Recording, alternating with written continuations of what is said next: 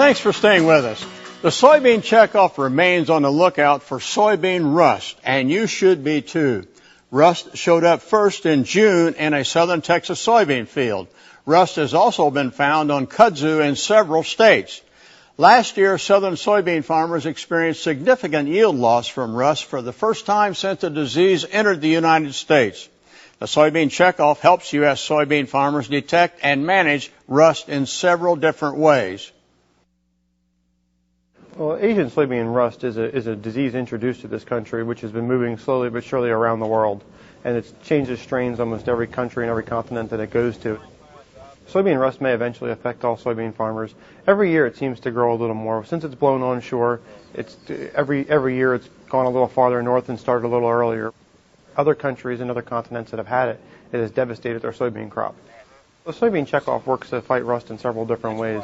The main way and the most notable way that most farmers see is the sentinel plot system. It's a good use of soybean checkoff funds for the main reason it reduces cost. When you have the sentinel plots out there, farmers are able to realize where rust is at so they know when to spray and when not to spray. Maybe they don't have to spray at all, which will save farmers money in the long run. Soybean sentinel plots provide an early warning system for soybean rust. To track the spread of rust and to monitor the latest updates, visit sbrusa.net. The average age of U.S. farmers continues to climb. According to the U.S. Department of Agriculture's most recent census of agriculture, the average farmer is 57 years old, and fewer young people are entering the industry. The number of operators under 25 decreased 30% in 5 years. It's a problem that leaves many in agriculture to wonder who will farm in the future. Here's one U.S. farmer who started his own program to spark youth interest in agriculture. Ellis Bell's roots run deep in east central Arkansas. Bell double crops soybeans and wheat on 500 acres of land, including 86 that have been in his family nearly 170 years. They tell me that's one of the oldest deeds that's still being held by the original families in the area. My great-great-grandfather came in here with a land surveyor, and this piece of property over here behind us was called the Brashaw Farm. But anyway, Brashaw, from what I understand, helped him acquire the land. Well, I believe it was 1882 that my great-great-grandfather purchased it, and it's been in the family. I'm the fourth generation farmer. Growing up during the civil rights era presented Bell with unique challenges.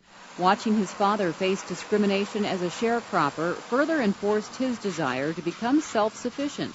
Today, Bell splits his time between his Arkansas farm and an independent insurance agency he founded in St. Louis. I found that to be a convenient thing for me to sell insurance and work on the farm, because then I'm my own boss, because I'm here 160 days a year. There's individuals who think that I live here. They don't know that I live in St. Louis. The driving was getting a little difficult, so that's when I add the airplane to the mix. Bell's experiences as a minority farmer inspired him to try and create more opportunities for all Americans in agriculture. He founded FARMY, which stands for Future Agriculture Resources for Minority Youth. It's a program to educate African American youth and others about careers in agriculture. I'm finding that the same discrimination that exists back when I was coming up does not exist today. The kids just need an education and need some know-how. But there's so many kids that don't even know what agriculture has to offer today. What's unique to that is just not only black kids anymore. I mean, there's a lot of kids that's caught up in that. They're delighted to have this knowledge. And it's unfortunate that schools are not teaching that. Bell hopes that by giving students educational opportunities, more of them will be encouraged to pursue careers in agriculture. I'm Sharon Alseth for Beyond the Bean on Air. FARMY organizers want to kick off an education program in the St. Louis area soon. That's it for this edition of Beyond the Bean on Air. Be sure to join us in September for our next episode. I'm Al Pelt. Have a great summer.